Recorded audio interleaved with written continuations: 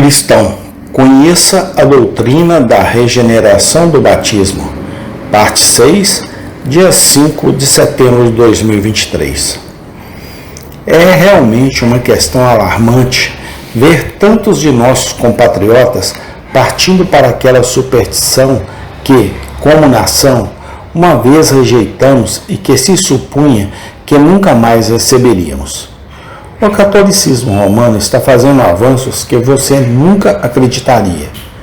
Bem perto de suas portas, talvez até em suas próprias casas, vocês podem ter evidências da progressão que o romanismo está fazendo. E a que pode ser atribuído, eu digo com todas as probabilidades que não é de admirar que o catolicismo romano cresça quando você tem duas coisas para fazê-lo crescer. Primeiro de tudo, a mentira daqueles que professam uma fé na qual não acreditam, o que é totalmente contrário à honestidade do católico romano, que não importa o que aconteça, mantém sua fé. E então você tem, em segundo lugar, esta forma de erro conhecida como regeneração batismal. Você tem essa regeneração batismal preparando trampolins para tornar mais fácil para homens e mulheres entrarem para o romanismo. Eu só tenho que abrir meus olhos um pouco para prever que o catolicismo romano se tornará desenfreado em todos os lugares no futuro, já que seus germes estão se espalhando por toda parte no presente.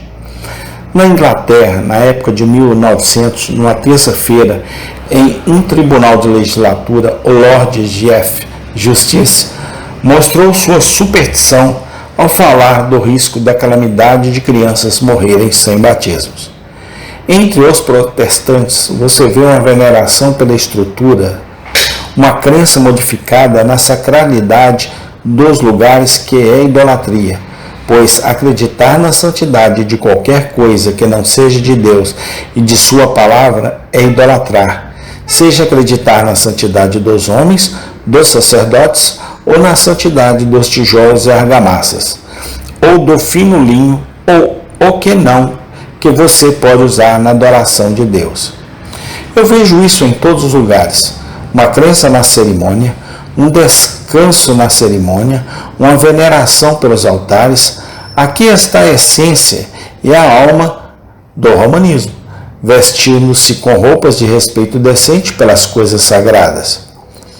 É impossível impedir a expansão da Igreja Católica Romana, quando nós que somos os cães de guarda do redil estamos em silêncio e outros estão gentil e suavemente preparando a estrada e tornando-a o mais suave e plana possível, para que os convertidos possam viajar ao inferno mais baixo do romanismo. Precisamos de John Knox de volta. Não me fale de homens gentis e gentis, de maneiras suaves e palavras modestas.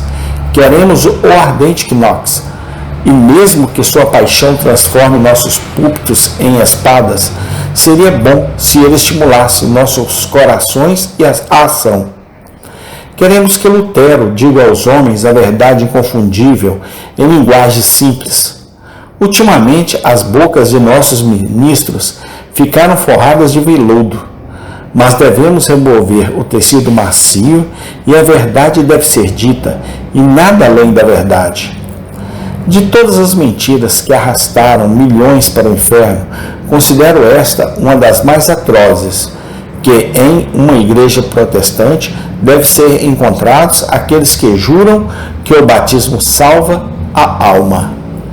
Chamar um homem de batista ou presbiteriano ou dissidentes da igreja da Inglaterra ou ministro, isso não é nada para mim. Se ele diz que o batismo salva a alma, então saia com ele. Ele declara que Deus nunca ensinou, o que a Bíblia nunca estabeleceu e o que nunca deve ser perpetuado por homens que professam que a Bíblia e toda a Bíblia é a religião dos protestantes. Tenho falado muito sobre esse assunto e alguns dirão que falei com amargura. Muito bem, que assim seja.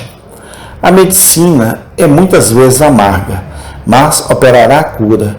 E o médico não é amargo, porque seu remédio é, ou se for considerado amargo, não importa, desde que o paciente esteja curado. Não importa qual seja a situação, não é da conta do paciente se o médico é amargo ou não. Seu problema é com a saúde de sua própria alma. Essa verdade eu a contei a você.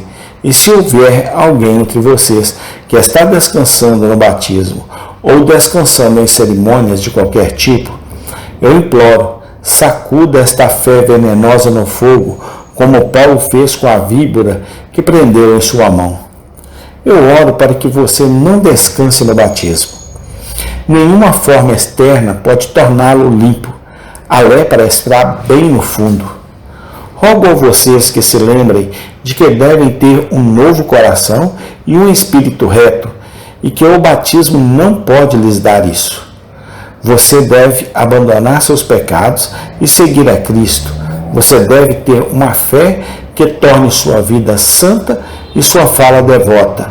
Ou então você não tem a fé dos eleitos de Deus e, portanto, você nunca entrará no reino de Deus. Eu oro para que você nunca descanse sobre este fundamento miserável e podre, esta enganosa invenção do anticristo. Que Deus o salve disto e o leve a buscar a verdadeira rocha de refúgio para as almas cansadas. Em segundo lugar, venho com muita brevidade e espero com muita seriedade dizer que a fé é o requisito indispensável para a salvação. Quem crer e for batizado será salvo, mas quem não crer será condenado. A fé é o único requisito indispensável para a salvação. Esta fé é dom de Deus, é a obra do Espírito Santo. Alguns homens não acreditam em Jesus. Eles não acreditam porque não são ovelhas de Cristo, como ele mesmo disse a eles. Mas suas ovelhas ouvirão a sua voz, ele as conhece e elas o seguirão. Ele lhes dá a vida eterna e elas nunca perecerão. Ninguém pode arrebatá-los de sua mão. O que é isso? Acreditar. Acreditar consiste em duas coisas. Primeiro, há uma aceitação do testemunho de Deus a respeito de seu filho. Deus diz a você que seu filho veio ao mundo e se fez carne, que viveu na terra por causa dos homens, que depois de ter passado sua vida em santidade, foi oferecido como propiciação pelo pecado, que na cruz ele então e ali fez expiação. Fez expiação pelos pecados do mundo, que todo aquele que nele crê não perecerá, mas terá a vida eterna. Se você quer ser salvo, você deve aceitar este testemunho que Deus dá a respeito de seu próprio Filho. Tendo recebido este testemunho, a próxima coisa a fazer é confiar nele. Na verdade, penso que aqui está a essência da fé salvadora: basear sua salvação eterna na expiação e na justiça de Jesus Cristo. Abandonar para sempre toda confiança nos sentimentos ou nas obras e confiar em Jesus Cristo e no que Ele fez para a sua salvação. Amém. Tem continuação. Senhor, aviva a Tua obra nesses últimos dias, a começar em mim, ó Pai. Perdoa os meus pecados, os nossos pecados. Perdoa o pecado da minha nação, ó Deus. É o que eu te peço no nome santo do Senhor Jesus Cristo. Amém.